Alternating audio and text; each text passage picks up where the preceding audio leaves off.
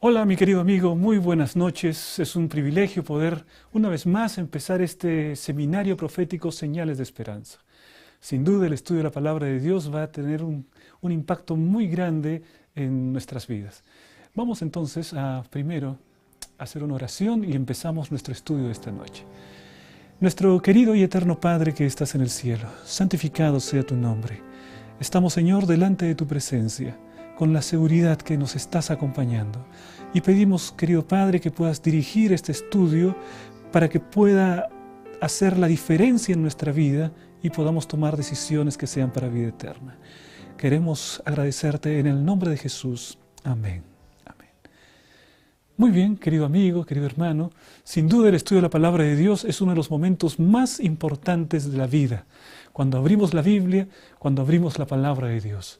En esta noche vamos a empezar con un texto bíblico que está al principio de la Biblia, en Génesis capítulo 2, y vamos a leer desde el versículo 2 y el versículo 3.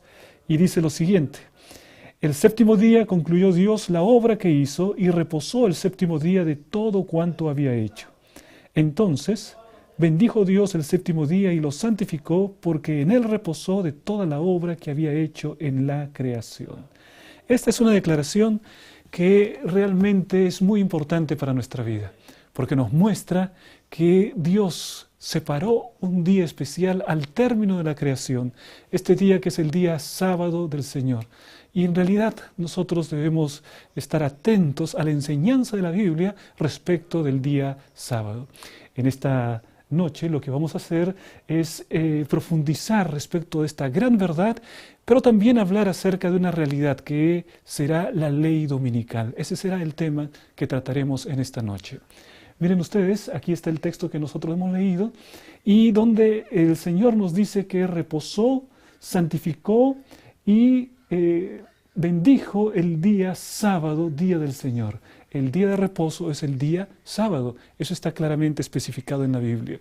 Ahora, cuando vamos más adelante en la palabra de Dios, encontramos que ese día que fue dado en la creación del mundo, cuando no había judíos, no había peruanos, solamente estaban Adán y Eva, y ellos fueron los que recibieron ese día, en nombre de la humanidad, para todos los seres humanos, ellos recibieron el sábado como día del Señor. El Señor lo bendijo, lo reposó y lo santificó. Y ahora vamos a ver cómo más adelante, todavía en el tiempo de Cristo, Jesús, nuestro Señor y Salvador, Él también tenía un cariño especial por el día sábado, porque Él, los días sábados, según dice Lucas capítulo 4, versículo 16, vino a Nazaret donde se había criado y en el día de reposo entró en la sinagoga conforme a su costumbre y se levantó a leer. Te pregunto, ¿qué es lo que hizo Jesús el día sábado? ¿Qué es lo que hizo Jesús? Yo te pregunto otra cosa. Si a ti te preguntasen, ¿cuál es el día que tú guardas? ¿Cuál sería tu respuesta? ¿Podrías decir que guardas el día que Jesús guardó? ¿O tu respuesta tendría que ser otra? Si te preguntan, ¿cuál es el día que tú guardas? ¿Sería yo guardo el día que Jesús guardó? ¿O tu respuesta tendría que ser que yo guardo cualquier otro día menos el día que Jesús guardó? Miren, la palabra de Dios nos dice muy claramente que el día que Jesús guardó fue el sábado del Señor. Ahora, esto no solamente fue para el tiempo de Jesús, porque en el sermón que él habla de los eventos finales, el Señor Jesús también habló acerca del día sábado. Mira lo que dice la palabra del Señor.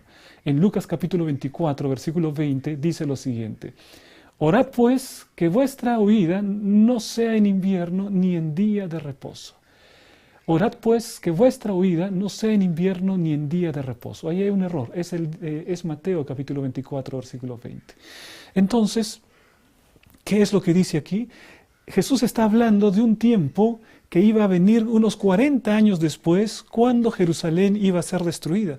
40 años después, Jesús está diciendo que para esa época los cristianos tenían que seguir guardando el día sábado. De manera que el día sábado fue colocado en el momento en que Dios creó el mundo. El día sábado fue guardado por nuestro Señor Jesucristo e incluso después de Cristo todavía el Señor indicaba que debíamos guardar el día sábado como día de reposo porque el Señor reposó en ese día, lo bendijo y lo santificó. Qué cosa tremenda, qué cosa preciosa. Pero vamos a aprender algo más acerca del día sábado. Mira que cuando nosotros vamos al libro de Ezequiel, capítulo 20, versículo 20, encontramos una declaración tremenda que debe llenarnos el corazón de alegría porque se trata de la solemnidad que el Señor le da al día sábado, día de reposo. Dice lo siguiente la palabra del Señor: y santificad mis días de reposo, y que sean señal entre mí y vosotros, para que sepáis que yo soy Jehová vuestro Dios. Aquí la palabra de Dios nos dice que, en primer lugar, nosotros debemos hacer lo que Dios hizo. Dios santificó el día sábado y el Señor aquí nos pide que nosotros debamos santificar el día sábado, es decir, separarlo para un propósito santo. ¿Estás separando el día sábado del Señor para un propósito santo? ¿Estás santificando el día de reposo, el día sábado del Señor? Pero no solamente eso, porque la palabra de Dios dice, santificad mis días de reposo. ¿Qué quiere decir la Biblia cuando dice mis días de reposo? Te pregunto, ¿quién está hablando aquí? Por supuesto, es Dios que está hablando y Él está diciendo aquí, santificad mis días de reposo. El sábado no es el sábado de los judíos, el sábado es el sábado de Dios.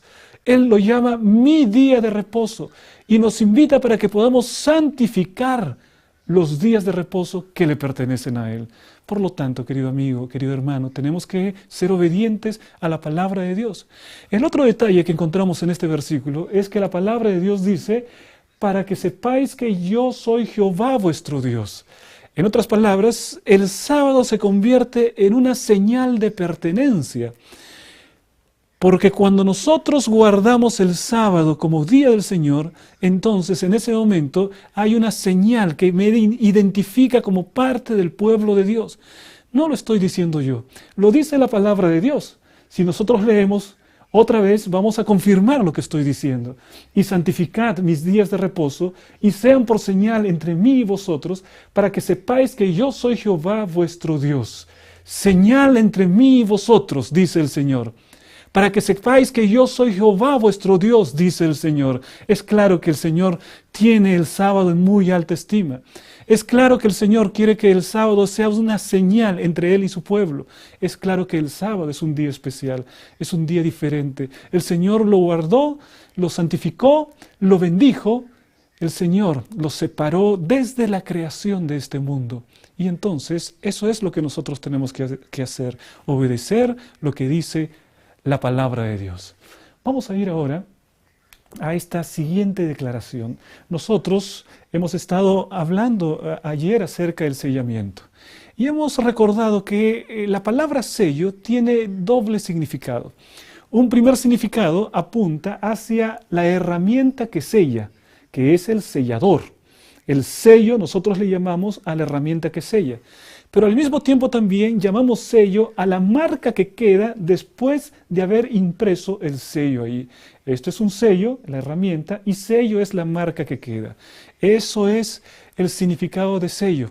Ahora, cuando nosotros vamos a su aplicación espiritual, porque esto tiene una aplicación espiritual, nosotros vamos a encontrar que hay un significado especial cuando reconocemos que el sello, la herramienta, lo que Dios quiere colocar en nuestro corazón, Él quiere que nosotros tengamos un carácter semejante al de Cristo. Pero para eso, Él quiere colocar como herramienta de sellamiento en nuestro corazón los mandamientos de la ley de Dios. Los mandamientos son el sello de Dios en el sentido de ser esa herramienta que el Señor usa para que quede impreso dentro de nosotros el carácter de nuestro Señor Jesucristo. Entonces la herramienta es la ley del Señor y lo que queda impreso en nosotros, la marca que queda en nuestra vida es que cultivamos un carácter semejante al del Señor Jesucristo. Porque no hay duda que entre los mandamientos de Dios y el carácter de Jesús hay una relación muy estrecha. Los mandamientos de Dios son de amor. Si me amáis, guardad mis mandamientos. Todos los mandamientos se resumen en el amor. Y el carácter de Jesús es un carácter de amor. Por lo tanto, hay una relación muy estrecha entre la ley de Dios y el carácter de Dios. La ley de Dios es una expresión del carácter del Señor. Es una expresión escrita del carácter del Señor. Y ahora, dentro de la ley de Dios, todos los mandamientos tienen fundamental importancia, pero hay uno en especial que nosotros queremos remarcar y del cual hemos estado hablando, porque no solamente el Señor colocó el sábado en la creación, y no solamente Jesucristo guardó el sábado y dejó también una orden para que sus discípulos guardasen el sábado en el futuro, sino también encontramos que hay un mandamiento que indica que el sábado es el día del Señor. Dice allí la palabra de Dios: acuérdate del día de reposo para santificarlo. 6 días trabajarás y harás toda tu obra, mas el séptimo día es reposo para Jehová tu Dios. No hagas en él obra alguna, tú ni tu hijo, ni tu hija, ni tu siervo, ni tu criada, ni tu bestia, ni tu extranjero que está dentro de tus puertas. Aquí está el cuarto mandamiento de la ley de Dios.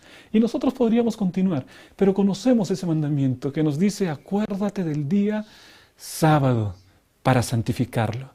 Ya Ezequiel nos dijo que teníamos que santificar.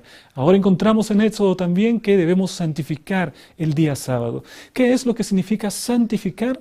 Significa separar en nuestra vida el sábado para un propósito santo, para un propósito de mayor comunión con nuestro Dios. El día sábado es santificado de esa manera en tu vida.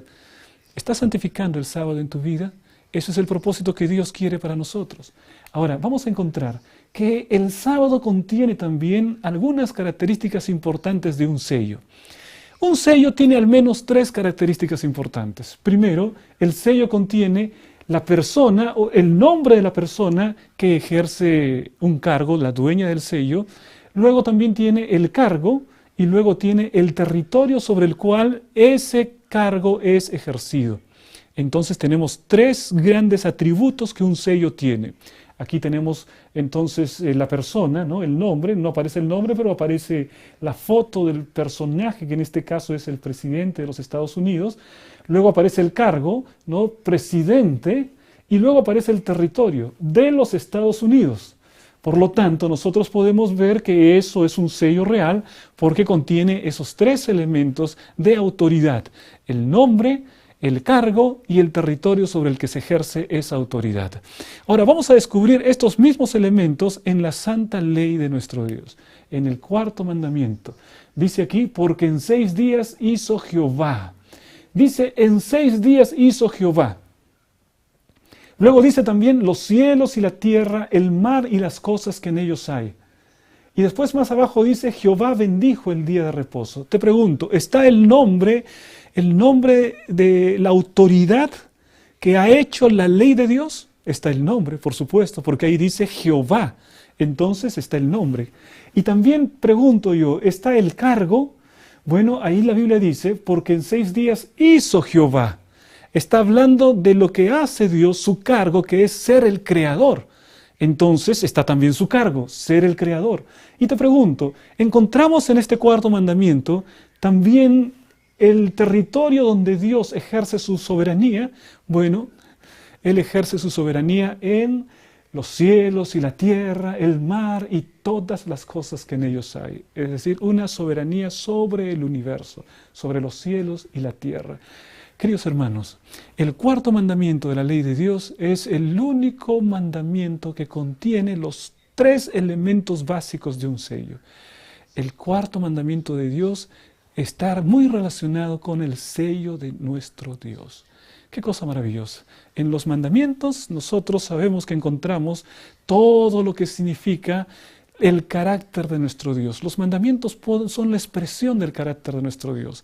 Y de un modo particular, la autoridad de Dios se ve reflejada en el cuarto mandamiento, donde se encuentra el sello de Dios. ¡Qué cosa impresionante!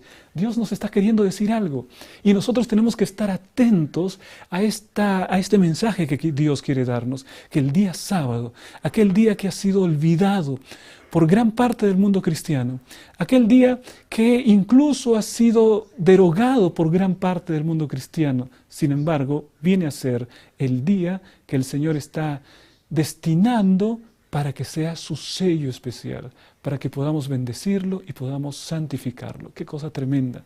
Ahora vamos a ir a esta descripción del sello de Dios, si bien es cierto, de modo general, la ley de Dios es la herramienta que el Señor coloca en nuestra vida para que podamos tener un carácter semejante al de Cristo, pero de un modo específico, el sábado es el sello de nuestro Dios, de un modo específico. Ahora, cuando vamos nosotros a examinar una ley, no sé si ustedes tuvieron la oportunidad de ver la ley circulando ahí por internet, escrita de una manera diferente. Porque he encontrado aquí una ley que dice los 10 mandamientos de Dios, y entonces el número 1 dice amarás a Dios sobre todas las cosas, el número 2 dice no tomarás el nombre de Dios en vano, no encontramos el tercer mandamiento, dice santificarás las fiestas, dice honrarás a tu padre y a tu madre, no matarás, no cometerás actos impuros, no robarás, no dirás falso testimonio ni mentirás, no consentirás pensamientos ni deseos impuros, no codiciarás los bienes ajenos. Mira que esto es una serie de 10 mandamientos. Y entonces uno se puede preguntar, ¿será que Dios cambió los 10 mandamientos? ¿Será que Dios nuestro Padre, porque quien es el único que podría cambiar los 10 mandamientos, es aquel que otorgó los 10 mandamientos a la humanidad? ¿No te parece esto? El único que puede cambiar los 10 mandamientos de la ley de Dios es aquel que dio los 10 mandamientos. Si Dios ha cambiado o no ha cambiado es algo que tenemos que preguntarnos, ¿no? Y entonces yo quisiera que podamos todos unirnos en una pregunta a nuestro Dios. Y decirle así a nuestro Dios, querido Padre, ¿será que tú cambiaste los mandamientos? Ahí yo veo que hay unos mandamientos que están escritos en tu palabra, pero veo también que hay otros mandamientos por allí. Te pregunto, querido Padre, ¿cambiaste los mandamientos de tu ley? Dios me ha respondido. Y sabes la manera como Dios nos responde a través de la palabra de Dios. Entonces vamos a ver la respuesta del Señor. Señor, ¿tú has cambiado los mandamientos? Mira qué es lo que responde nuestro Padre. Malaquías capítulo 3, versículo 6. Porque yo, Jehová, no cambio. Por esto, hijos de Jacob, no habéis sido consumidos. Le hemos preguntado al Señor si Él cambió los mandamientos y Él me dice, yo no cambio. Tendría que cambiar mi carácter, yo no cambio. Por lo tanto, no fue Dios quien cambió los mandamientos, no fue Dios el Padre. Pero podrá ser Dios el Hijo, nuestro Señor Jesucristo, quien cambió los mandamientos. Entonces vamos a ver si la palabra de Dios nos dice eso, porque ahí también vamos a encontrar la respuesta. Y entonces en Mateo capítulo 5, versículos 17 y 18, dice lo siguiente. No penséis que he venido para abrogar la ley o los profetas. No he venido para abrogar, sino para cumplir. Porque de cierto os digo que hasta que pasen el cielo y la tierra, ni una jota, ni una tilde pasará de la ley, hasta que todo se haya cumplido. Queda muy claro entonces que no fue Jesús quien cambió los mandamientos de la ley de Dios. Por el contrario, la palabra de Dios dice que Jesús vino a cumplir los mandamientos y aunque pase el cielo y la tierra, ni una jota ni una tilde perecerá de la ley. No fue Jesús que cambió los mandamientos. Y entonces la pregunta es, sin embargo, los mandamientos fueron cambiados. ¿Quién hizo ese cambio en la ley de Dios o pretende imponer ese cambio en la ley de Dios? Porque hay millones de personas que creen que los mandamientos son como esos que acabo de mostrar allí. Pero la palabra de Dios nos dice que son de una manera diferente. Entonces vamos a encontrar que hay una parte en la palabra de Dios, en el libro de Daniel capítulo 7, versículo 25, donde se habla acerca de un poder que intentará cambiar los tiempos y la ley. Vamos a leer este texto y vamos a estremecernos porque realmente se trata de un texto impresionante. Dice lo siguiente, y hablará palabras contra el Altísimo, y a los santos del Altísimo quebrantará, y pensará en cambiar los tiempos y la ley, y serán entregados en su mano hasta tiempo y tiempos y medio tiempo. ¿Te diste cuenta de esta declaración de la palabra de Dios? Aquí en Daniel capítulo 7 se habla de un poder muy importante que va a surgir en la historia. Y este poder, la palabra de Dios lo llama el cuerno pequeño. Y dice que el cuerno pequeño será un poder que intentará cambiar los tiempos y la ley. La ley no puede ser cambiada porque Dios es el autor. El hombre lo único que puede hacer, lo máximo que puede hacer es intentar cambiar, pensar en cambiar, pero Dios no cambia y esos mandamientos no pueden ser cambiados. Pero el hombre dice aquí, a través de un poder que es el cuerno pequeño que está descrito en la palabra de Dios, intentará cambiar los tiempos y la ley. Y es ahí entonces donde nosotros vamos a encontrar quién hizo este cambio que no está en las Escrituras. Vamos a ir más adelante entonces a los cambios que se han producido. Realmente es triste poder pensar en que la ley de Dios ha sido cambiada para que se ajuste a los deseos del hombre. ¿Qué cosa quiere más el hombre que tener una religión que se acomode más a sus propios deseos en lugar de ser una religión que nos transforme de acuerdo a los deseos de Dios? Entonces, algunos no quieren los mandamientos y simplemente dicen, cambiamos los mandamientos. Ahora, en la palabra de Dios encontramos que este cuerno pequeño es mencionado de diferentes maneras. Este cuerno pequeño, y vamos a identificarlo ahora, pero este cuerno pequeño en las profecías se presenta de varias maneras. Por ejemplo, en Daniel capítulo 8, allí tenemos una referencia al cuerno pequeño. Cuando vamos a Apocalipsis capítulo 13, ese cuerno pequeño ahora es una bestia de 7 cabezas. Cuando vamos a Apocalipsis capítulo 17, este cuerno pequeño es ahora una mujer sentada sobre un dragón escarlata, y el apóstol Pablo presenta a este mismo poder como el hombre de pecado, el hijo de perdición. Todos estos símbolos se refieren al mismo poder. Vamos a analizar uno de estos versículos para poder identificar cuál es el poder del que habla la palabra de Dios, cuál es este cuerno pequeño.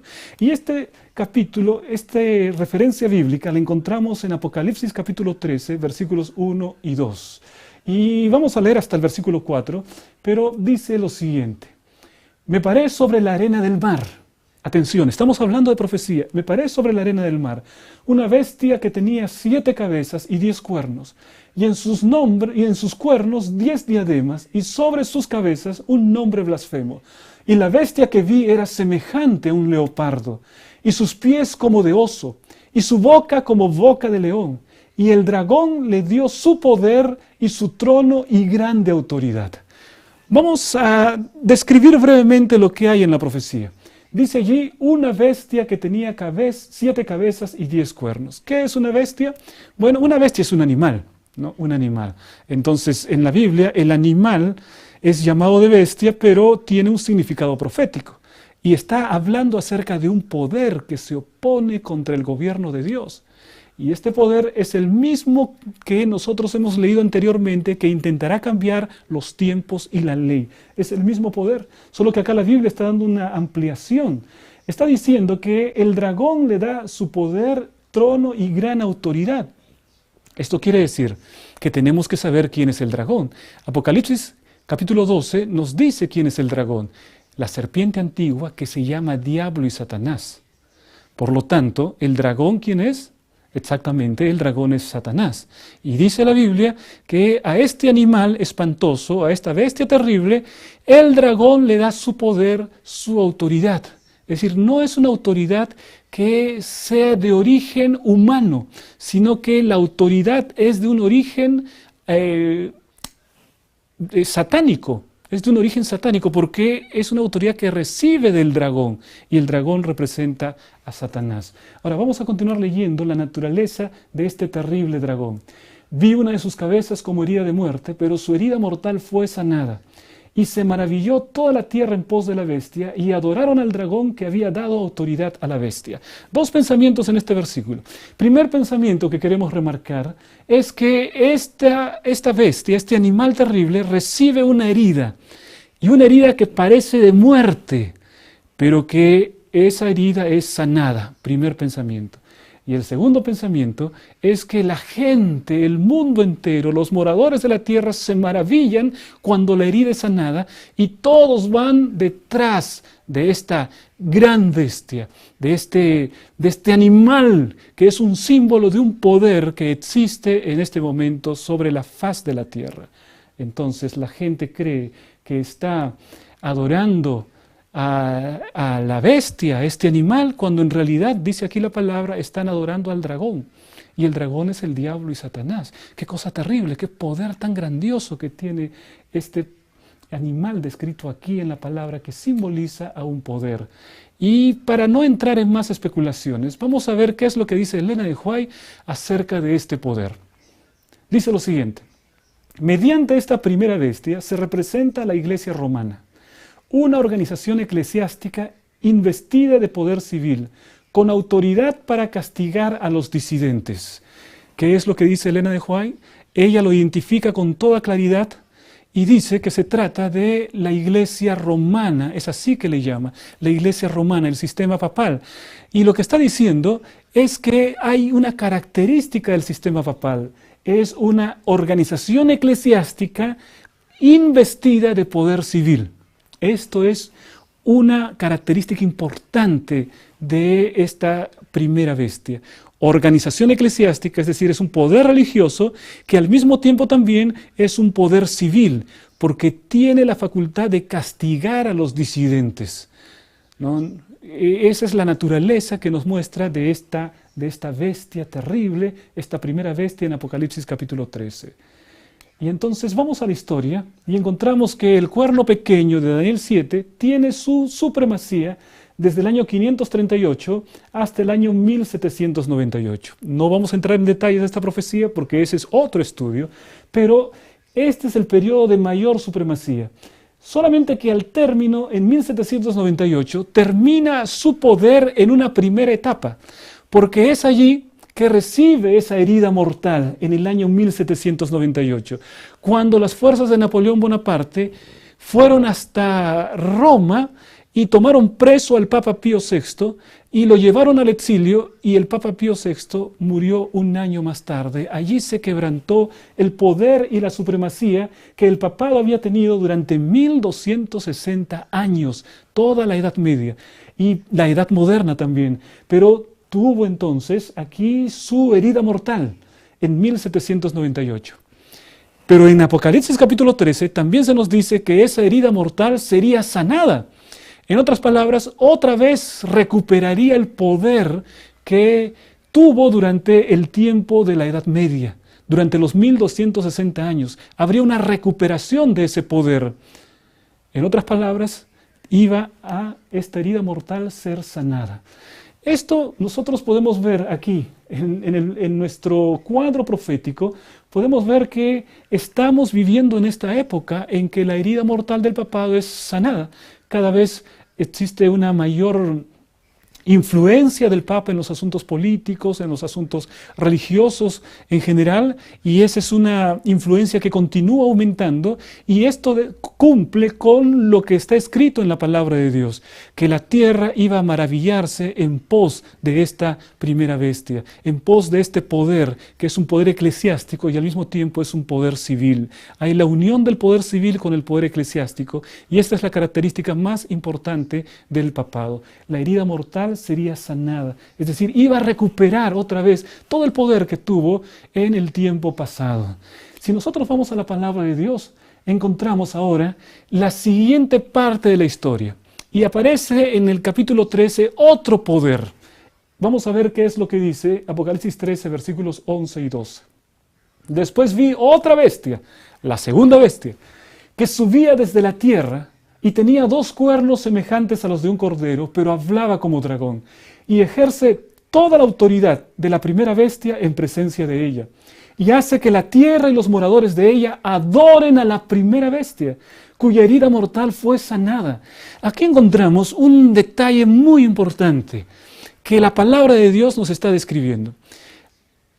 Esta segunda bestia, este segundo animal, porque bestia es un animal simbólico, aparece después de la primera bestia, pero la primera bestia no desaparece.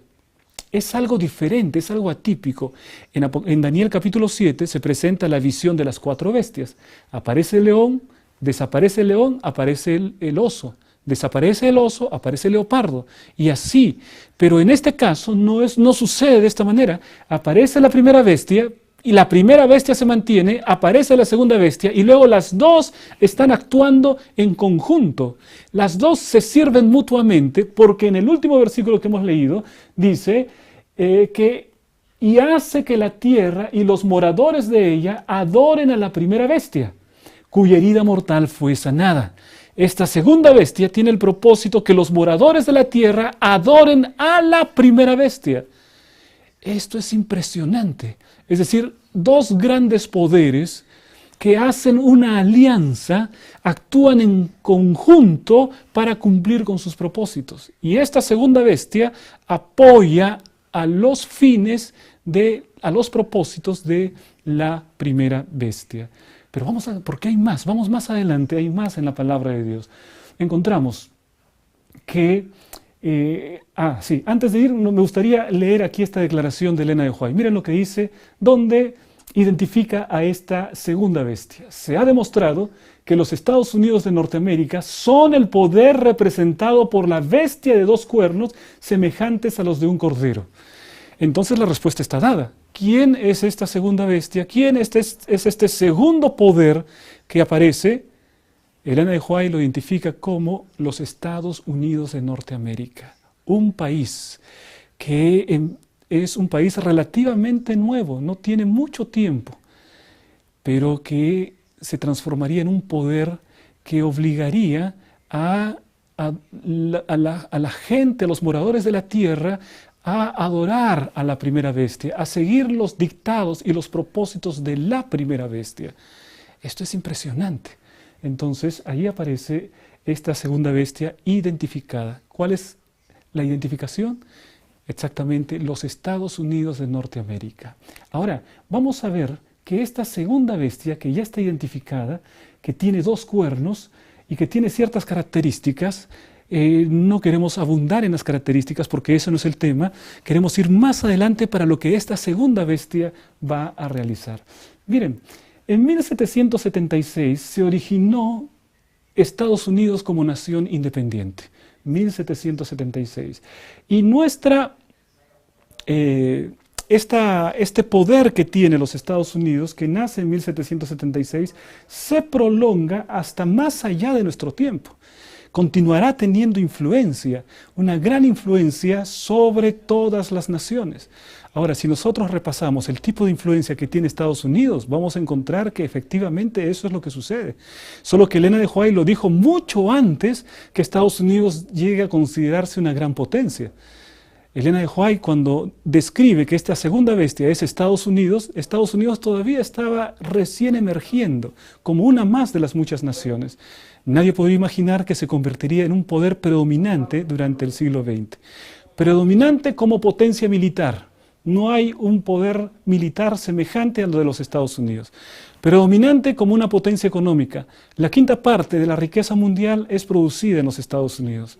Predominante desde el punto de vista cultural también. Las películas, las músicas, la producción cultural de los Estados Unidos impactan en todo el mundo, especialmente en la juventud del resto de los países. De manera que sí, efectivamente, se trata de una influencia global que tiene Estados Unidos. Ahora, nosotros vamos a encontrar que el periodo de supremacía se extiende más allá de nuestro tiempo, pero hay otra característica, que tiene apariencia de cordero, pero que después, en un momento, va a hablar como un dragón. Estados Unidos habla de la defensa de los derechos humanos, habla de la democracia, de ideales muy lindos desde el punto de vista civil, del gobierno y del contrapeso de los poderes, de equilibrio de poderes para que no haya una persona que se convierta en un tirano, sino que el poder de todos esté equilibrado. Eso es lo que Estados Unidos enseña al mundo y trata de practicar. Pero dice la profecía que esta apariencia de cordero, ideales tan nobles y tan bonitos, iban a cambiar porque en un momento iba a hablar como dragón. Entonces, eso es lo que nosotros tenemos que ver. ¿En qué momento es que esta potencia de la democracia, de la defensa de los derechos humanos y de la libertad empieza a hablar como dragón?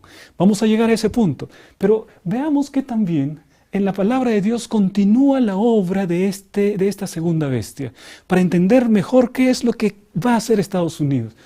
Dice en los versículos siguientes: también hace grandes señales, de manera que aún hace descender fuego del cielo a la tierra delante de los hombres, y engaña a los moradores de la tierra con las señales que se le ha permitido hacer en presencia de la bestia, de la primera bestia, mandando a los moradores de la tierra que le hagan imagen a la bestia que tiene la herida de espada y vivió. Vamos a centrar nuestra atención en esta última parte. ¿Qué es lo que ha dicho la palabra de Dios? Vamos a leer una vez más en este versículo que dice: mandando a los moradores de la tierra que le hagan imagen a la bestia que tiene la herida de espada y vivió. Lo que está diciendo es que esta segunda bestia que representa a los Estados Unidos va a obligar, va a mandar a los moradores de la tierra que le hagan una imagen a la primera bestia, que le hagan esa imagen a la primera bestia, y dice que esta bestia fue, para identificarla, que fue la bestia que recibió la herida mortal y que vivió, para que no quede dudas que se trata de la primera bestia. Entonces, si nosotros vamos a interpretar lo que está en estos versículos, tendríamos que decir: Estados Unidos va a actuar con leyes que favorezcan los propósitos del papado. La segunda bestia va a obligar al mundo a que se adore a la primera bestia.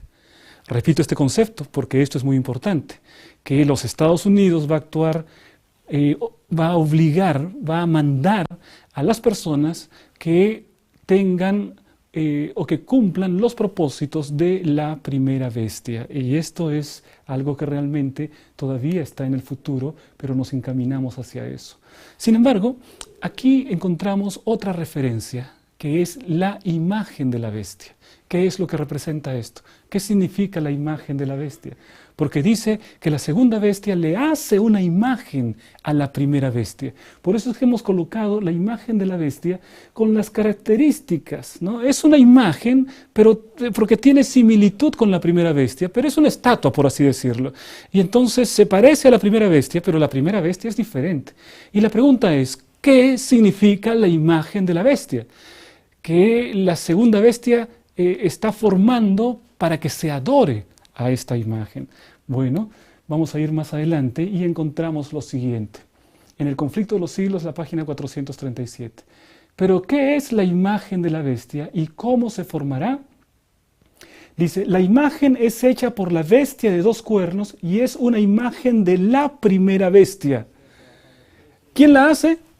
La hace la segunda bestia. ¿A quién representa la segunda bestia? A Estados Unidos. Estados Unidos es el que va a realizar la imagen, pero dice también que esa imagen corresponde a la primera bestia. ¿Y quién es la primera bestia?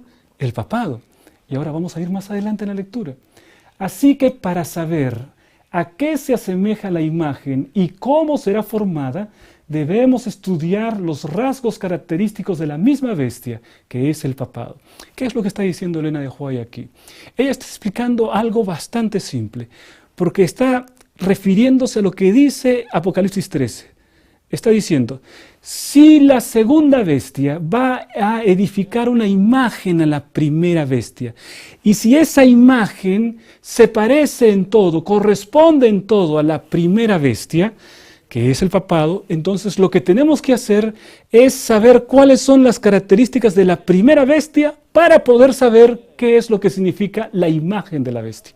¿Quieres saber qué es lo que significa la imagen de la bestia? ¿Quieres saber qué es lo que significa la imagen de la bestia? Pues para saber lo que significa la imagen de la bestia, lo que tenemos que saber es cuáles son los atributos más notables de la primera bestia, porque la primera bestia es exactamente un reflejo, la imagen de la bestia es un reflejo de la primera bestia. Entonces vamos a acercarnos un poco más a este detalle interesante. Miren lo que encontramos aquí. Cuando la iglesia primitiva se corrompió al apartarse de la sencillez del Evangelio y al aceptar costumbres y ritos paganos, perdió el espíritu y el poder de Dios. Y para dominar las conciencias, buscó el apoyo del poder civil. El resultado fue el papado.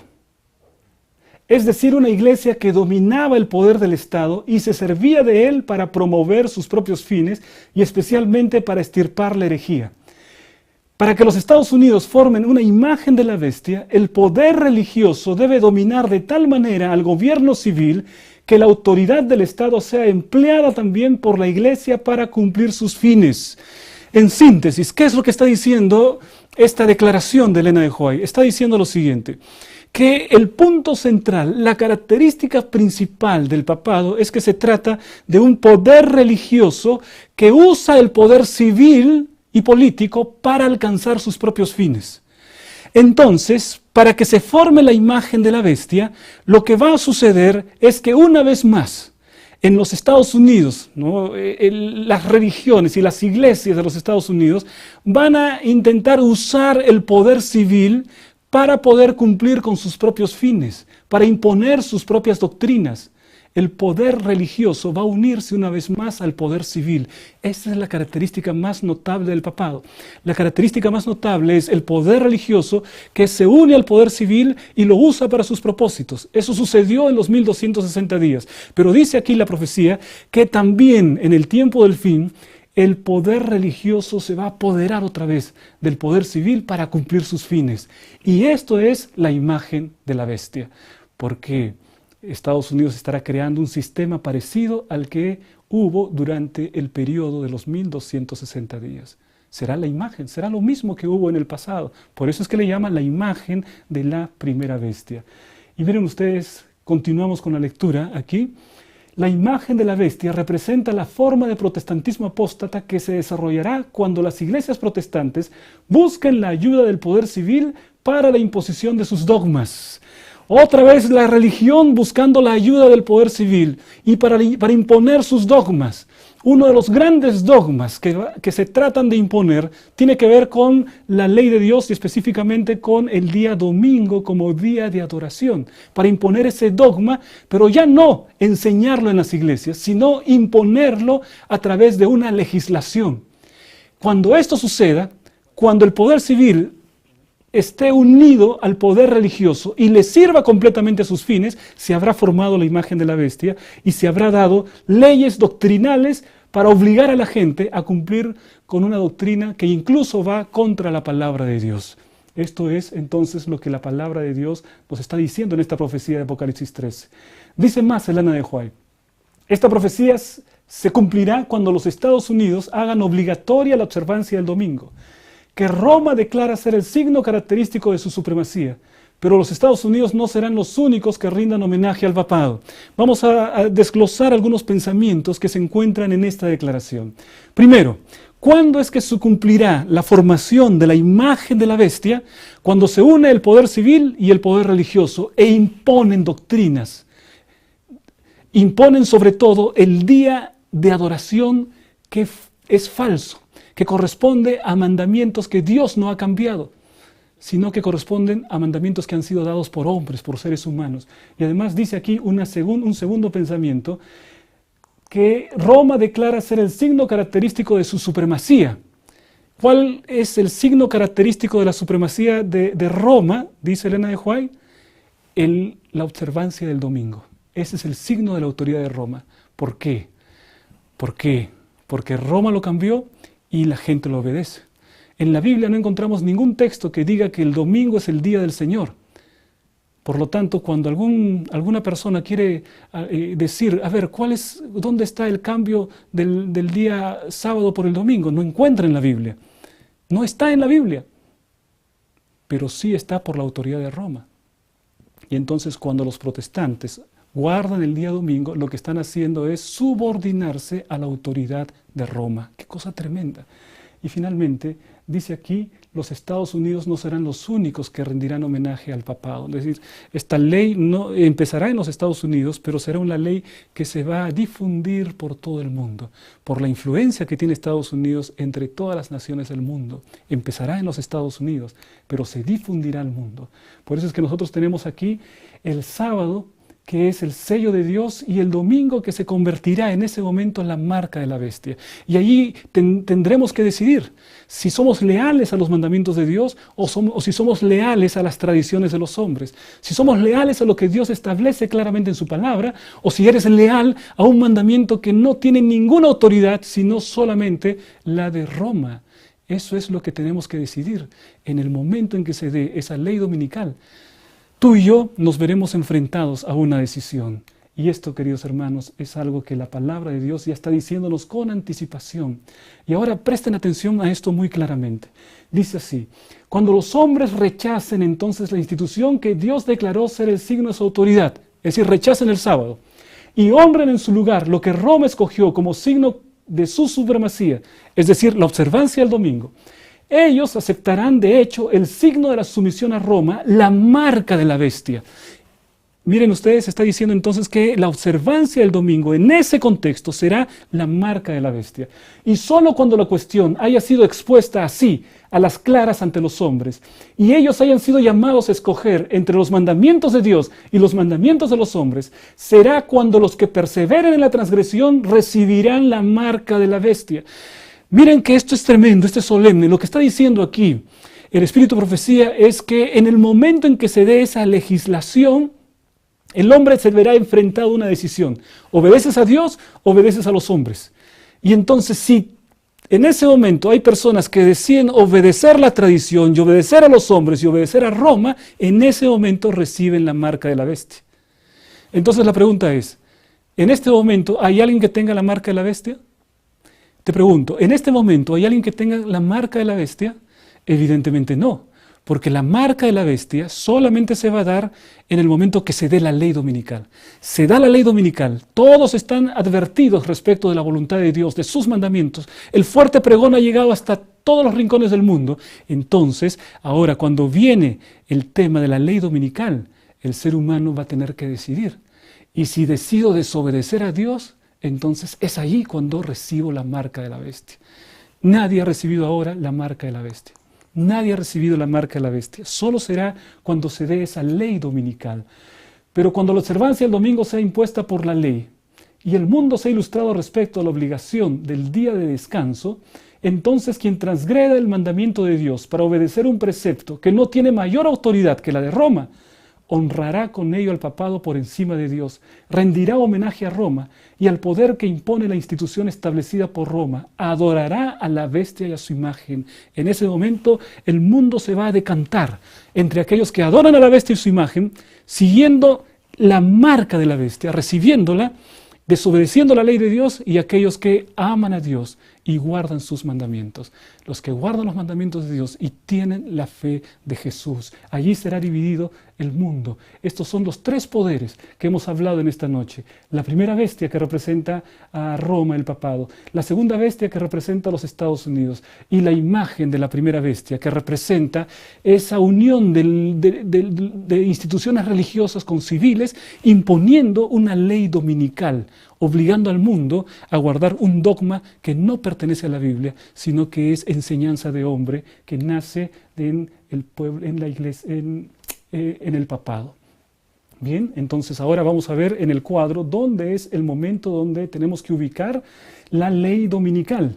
Estamos en hoy, aquí en el extremo izquierdo, y ahí está el fin del tiempo de gracia. Naturalmente que la ley dominical tiene que ser antes del fin del tiempo de gracia.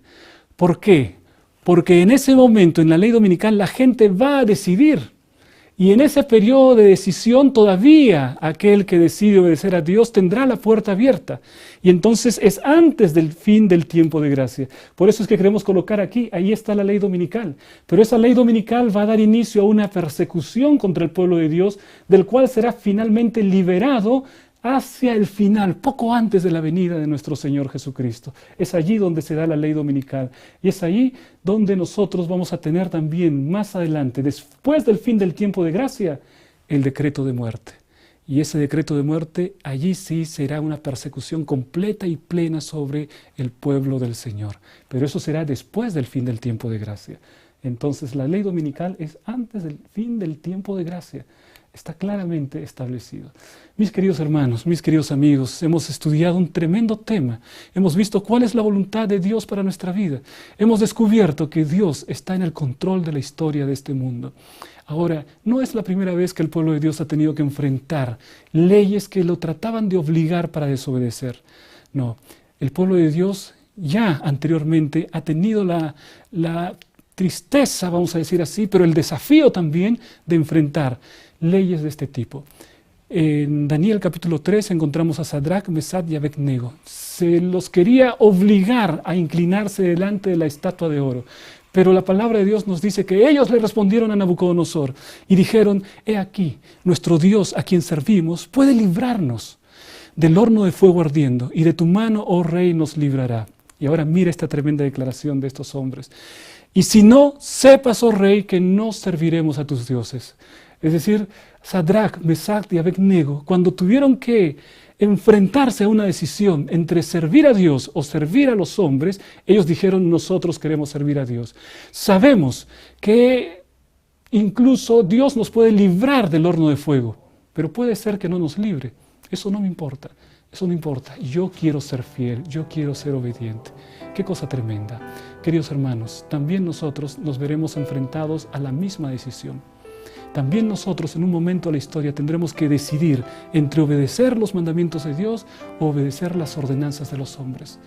Te invito, querido hermano, para que por la gracia de Jesucristo, en ese momento, decidas fielmente obedecer a Dios antes que a los hombres. Vamos a inclinar el rostro para hacer una oración. Querido y eterno Padre que estás en el cielo, santificado sea tu nombre. Te damos gracias, Señor, porque en tu palabra encontramos el futuro descrito de una manera tan notable. Queremos pedirte, querido Padre, que frente a los acontecimientos que van a venir, nuestra fe permanezca firme, que no haya nada que pueda separarnos de la obediencia a tus mandamientos, que no haya nada que pueda separarnos del amor de nuestro Señor Jesucristo, que permanezcamos firmes y fuertes hasta la venida de Jesús. Pedimos estas bendiciones y agradecemos en el nombre de Jesús. Amén.